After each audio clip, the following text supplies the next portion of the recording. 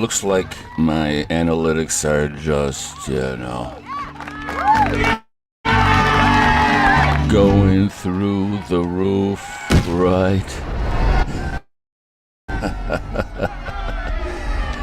Happy Sunday here. If you're a football fan, American football fan, the Bears won just an incredible game. Just come on. Yesterday was so much fun, but let's get to work. We're going to continue talking about how gravity is shifting across Europe and the Western world. And this is something that it's a difficult subject to talk about because for whatever reason, right? For whatever reason, when you talk about Ukraine, people get so emotional, they get hysterical. So it's difficult to talk about, but if you have a global brand, you cannot be hysterical about anything, right? You have to be measured, you have to look at things agnostically with an unfiltered lens, and that's what we're going to do here now. So in yesterday's episode, act number 1, gravity shifts, America quietly walks off the stage. So we highlighted 2 documents that just came out over the past couple of months that, since the crash of 2007, everybody was talking, the Frank Dodd Act, right? Talked about financial stability. They use that term all the time, but nobody defined it. So what the Trump administration did in these 2 documents that were released a few months ago, they redefined financial stability. They said financial stability is not just making sure banks don't fail. All right, financial stability means that people have to have savings, they have to have their investments in gold or whatever, Bitcoin or in the stock market. Those are relatively stable. And so with the foundation of the America First mentality, talking about the American people, not necessarily the American financial institutions first, but the American people first, if you have that financial sort of bedrock locked in, right, that's what the Trump administration is saying. That's what they believe is financial stability. So they're going to prioritize the American worker. They're going to shift the burden back to Europe. Okay, you guys, time to get your big boy pants on, time to grow up and take care of yourselves, and achieving energy dominance. And those strategies were laid out in 2 reports here that are making the world, like Europe is reacting to these documents, China's reacting to these documents like, what's going on, man? What are you guys saying? And so what we're going to talk about today, all right? What we're going to talk about today is that I'm going to make a statement here, and I haven't heard anybody say this because it seems like everybody is just too emotional, all right? But regardless of whatever you feel, whatever your position is politically, this is a fact, all right? The Ukraine war, right? The war between Russia and Ukraine has changed Europe forever. And that's a statement I'm going to back up here in a second. But this is a fundamental shift. And if you are a brand, right? If you're a worldwide brand, do business in Europe, China, wherever throughout the world, if you don't have a strategy to deal with this new changing world, you're done. All right. You have to look at things for what they are, not what you may want them to be, right? That's what business is all about. So let's move away from this and try to talk about this with a little bit more cooler sort of a more steadfast and intellectual sort of framework. So, where are we? Okay, here we are. Okay, so in the last episode, right, we talked about financial stability, not global stability. Okay, so now we're going to talk about the global framework that America and Europe finds itself in today, and that matters. For 80 years, Europe's security, capital stability, and industrial posture were underwritten by the United States. That's just the way it's been since World War II. All right. So today I want to ask a harder question: What happens? What happens when the guarantor steps back? All right, and the system discovers it was never truly self-supporting. So that's what the Ukraine war did. That is the result. You can call it a benefit. You don't know, however you want to frame it, but the fact is Ukraine didn't just trigger a war. It stress tested the European security architecture. All right, it stress tested the European architecture and revealed its structural limitations. All right. So Ukraine was a strategic battleground, not just a local war. So let's establish something with sources, not vibes, which is what I'd like to do for us here today. All right. So Western policy institutions openly acknowledged, right, that the Ukraine war was reshaped the global order and strengthen Russian alliance cohesion while weakening Europe-Russia relationships. And now this is not my opinion. This comes from Rand, right?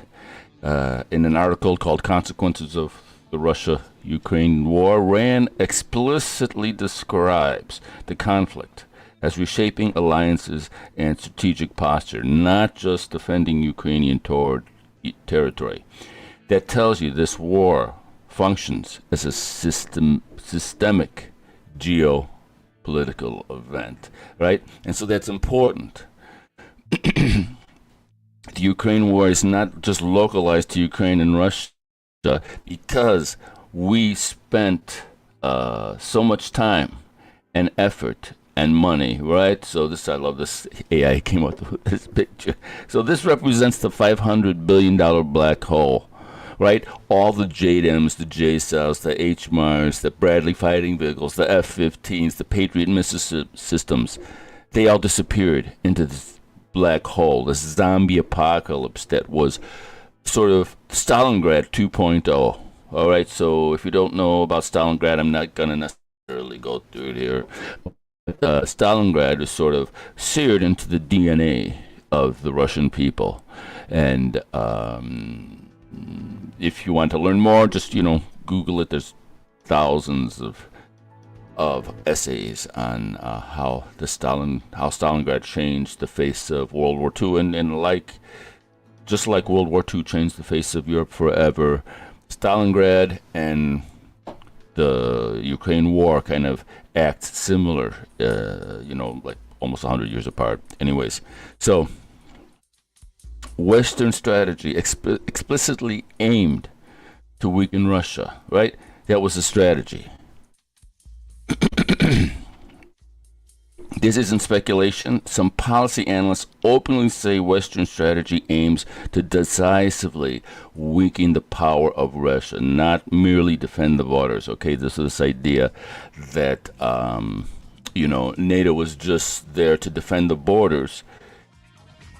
You can have that argument, but you can also have that argument its purpose was also to weaken Russia. And I am referencing this article, right? The causes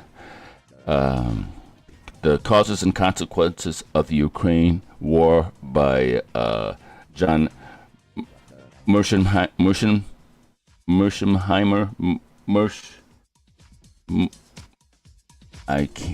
I always mess up this gentleman's name. Mersheimer. Yes. Okay. So, Washington and its allies are committed to decisively defeating Russia in Ukraine. So I'm quoting John Mersheimer here. In decisively defeating Russia in Ukraine and greatly weakening Russian power. This is not a conspiracy theory. That's published strategic analysis. And he goes through this public analysis right here. And all of these links are in the description. All right? So, third point, NATO expansion was identified years ago as a flashpoint, all right? Long before the war, strategic scholars warned that NATO expansion into Ukraine would provoke a major confrontation with Russia, all right? So this is once again, we're quoting John Mersheimer. Mersheimer's argument, which is widely debated, is that NATO and EU expansion created predictable security actions from Russia. All right, they were predictable because Russia kept saying, you know, you're infringing on our sovereign nation. Right? We see this as an existential threat. Don't do it. Don't do it. We're telling you, don't put, like the Cuban Missile Crisis, right? Keep your nuclear warheads away from our border, right? That's what Russia kept explicitly saying over and over again. This is not like, something new. So you don't have to agree with Mersheimer to acknowledge this was a known risk, all right? NATO knew Russia saw this encroachment as an existential threat, all right? Point number 4, all right? Russia explicitly frames Western policy as containment. Whether you agree with Russia or not, their official position is public and documented, all right? So this idea that, it was a surprise to see Russia intervene when the Minsk Accord was broken by Ukraine, the fact that Russia decided to step in it was predicted, right? It was a part. Okay, so right here, Reuters. Russia says Western proposals on Ukraine's security are one-sided and dangerous. That's what they kept saying over and over again, right? Western security proposals were described as one-sided and designed to contain Russia. That tells you Moscow interprets Western involvement in Ukraine as strategic containment, all right? An existential threat, strategic containment. That's how they viewed the situation, right? So Ukraine was historically a geopolitical balancing state. That's its history. That's how it functioned in that region. Ukraine itself historically tried to balance East and West, not permanently align with, I don't have that. Let me get that up. All right.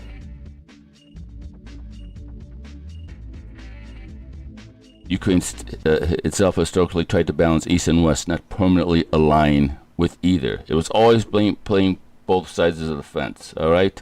And they called it the multi-vector foreign policy.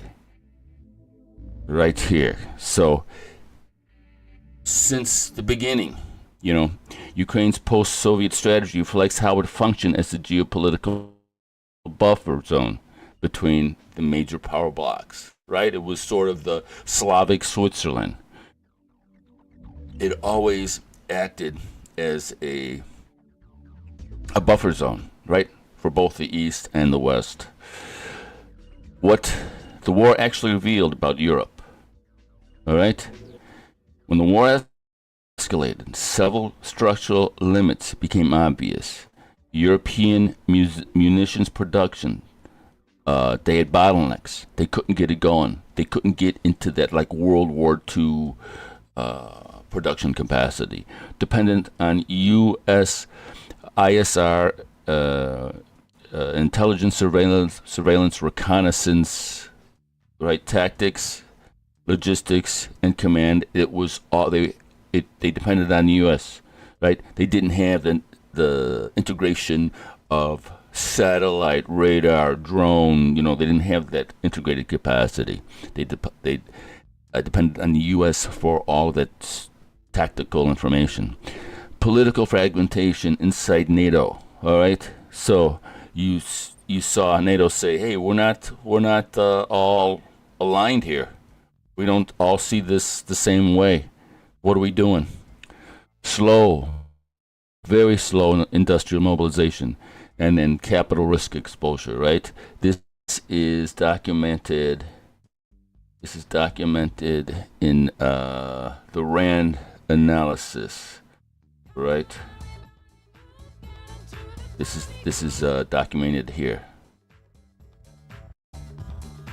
These links once again are in the description. So segment number 7.7, the real takeaway. All right. The real takeaway: Ukraine wasn't just a battlefield. It became a pressure point where Western strategic objectives, Russian security fears, and European dependency collided. All right? Perfect storm. They collided. And because of this, the argument I'm making is Europe will never be the same again. All right? So Europe stability. Where's my... I had another image here. Oops. Where is it? Anyways. Europe's stability was externally anchored. All right? And when that anchor weakens, gravity shifts inward towards infrastructure, sovereignty, logistics, energy, and mobility. All right? Europe, because of the Ukraine war, will never be the same. So, and this will bring us to the next episode, which is why infrastructure becomes the new center of gravity and why Europe may need to rebuild itself around corridors of mobility instead of treaties among nations. All right? Gravity shifts. This is the latest series that we're doing. Happy Sunday. Enjoy the rest of your day. And we'll see you next time. Au revoir.